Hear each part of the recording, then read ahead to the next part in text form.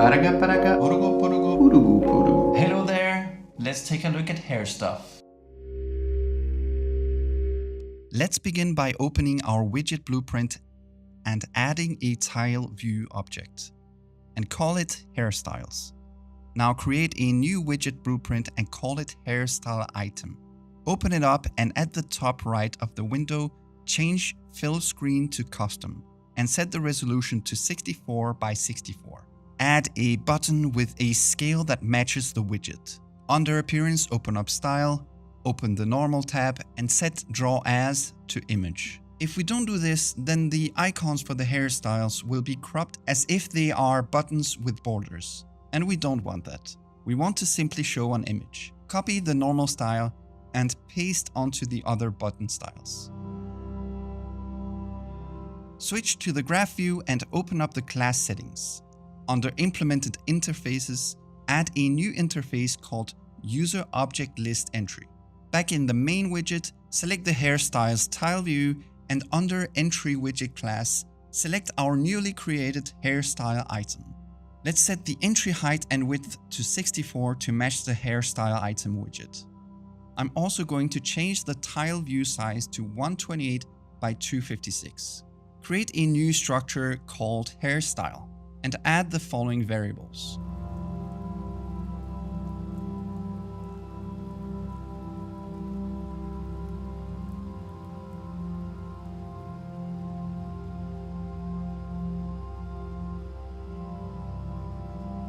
To make sure that the MetaHuman groom is correctly applied to your custom model as you switch between grooms, we need to create a groom bind asset.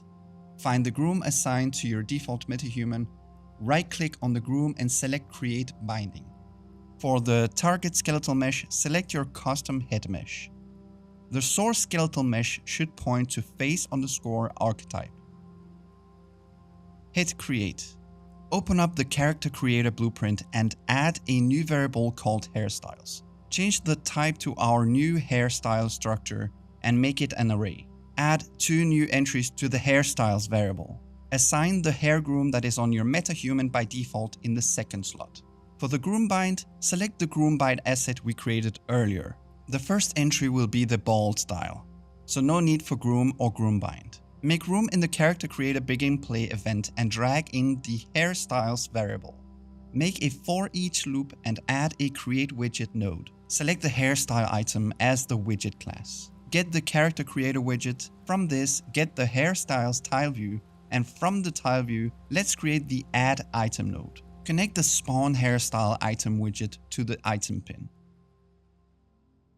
If you do a quick test, you should see 2 buttons appear in your tile view. Open the hairstyle item widget and add a new texture 2D variable and call it preview. Add another integer variable and call it ID. Make sure that both of these variables have expose on spawn and instance editable enabled. If you go back to the character creator and refresh the create widget node, you should see our new variables show up as 2 new pins. Split the element from the for each loop and connect the element preview to the new widget preview, and do the same for the ID. In the hairstyle item widget, add a new event called onListItemObjectSet. Cast the list item object to the hairstyle item class. Get the ID from this cast and assign it to the ID variable. Drag in the button so we can set the image. Get the button style and from this, drag out the set members. Split the output pin. Drag out from the normal style and set members again. With this new node selected, open the brush tab in the details window and enable image to expose this variable. Next, drag out from the cast node to get the preview variable and assign it to the image pane we just exposed. Now copy this set members node and connect it to the other styles. In the character creator blueprint, add a new function and call it select hairstyle. Add a new integer variable to this function and call it ID. In the hairstyle item widget, select the button in designer view. Scroll down and add an onClicked event. This will create a new event and open up the graph view. Create a getActorOfClass node and select Character Creator class. From this node, create the Select Hairstyle node and assign the widget ID. Now let's fill in what happens when you select a new hairstyle. Drag in the character node, then get the hair node. From this hair node, we set the groom asset. Now drag out the hairstyles array and get the entry of the selected ID. Split the output pin and connect the groom to the set groom asset node. Let's also set the binding asset.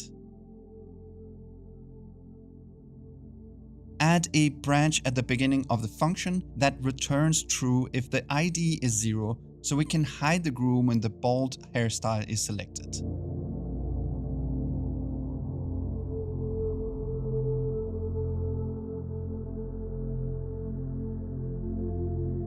And remember to set the hair visibility back to true when anything other than the first hair slot is selected.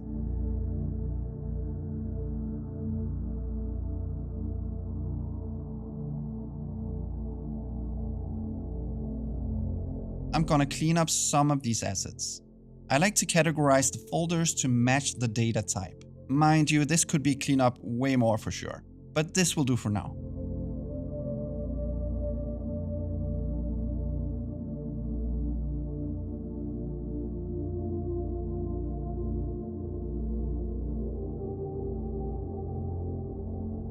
Take some square screenshots of your hairstyles and assign those screenshots as preview images in the hairstyles array.